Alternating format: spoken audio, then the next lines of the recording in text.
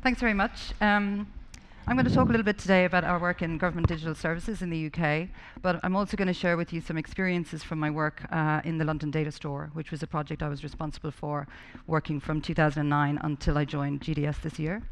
And I just want to reflect back before I do on something Jennifer said yesterday about the power of the network.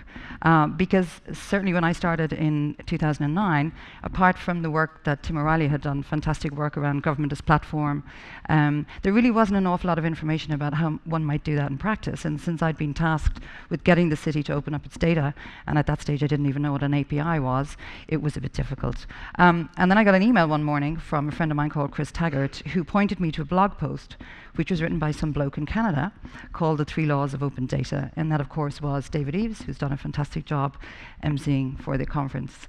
And so I just want to reiterate that it was quite emotional yesterday for me to be sitting in a room full of so many people, because you cannot imagine the help and support that's going to be, because the one thing I would reiterate is that doing open government and doing open data is really hard, and you need as much help as you can get. So I just wanted to preface my remarks by saying that. So when you come to London and visit us, which I hope you will, you'll see these 3 words written on the walls of our office. And this really guides a lot of what we do around the citizen experience. Trust means having a clear set of principles, because we need to have some agreement and cohesion about what we want to achieve.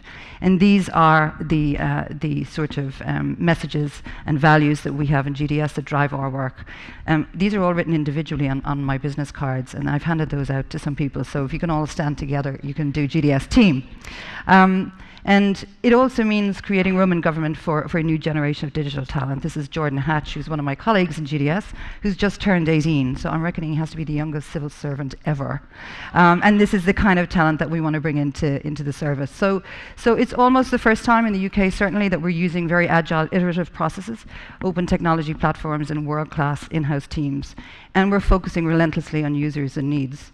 And it's a sort of a bit of a joke sometimes in Whitehall. I think people usually look at our presentations and count how many times we've used the word user, because that is really a relentless focus. And our first project in delivering that for citizens is GovUK. It's been in alpha, it's been in beta, and it will be released on October 17th. So we've got a lot of nervous, busy coders back in London. And that's a project to put all information and services from hundreds of different government sites on a single domain. And the reason why that's important for citizens is because citizens have a need for government as a whole, and not for government in parts. And the reason we're doing that is because we want it to be simpler, clearer, and faster for users, and we want to drive innovations and saving for government. What does simpler look like? The speaker earlier on who was talking about Aunt Bertha, I think, mentioned lasting power of attorney. And so when citizens are trying to access this service and information, they're at quite a stressful period in their lives. Do they really need to be faced with this, or shouldn't we make it a lot easier for them to find what they need? What does clearer look like? People we know, because we know what they're searching for when they want the next bank holiday. They kind of want to know what's the next bank holiday, and they can find that information straight away. So we're trying to model what are people looking for and presenting that up first and faster. So when you're looking for statutory maternity pay, do you really need to know all that information about looking after a baby, or do you really just want to know what are my maternity pay entitlements? And how are we delivering this? So essentially this is what we're doing. We're rebuilding a national infrastructure in an open and agile way. And we're doing it like this.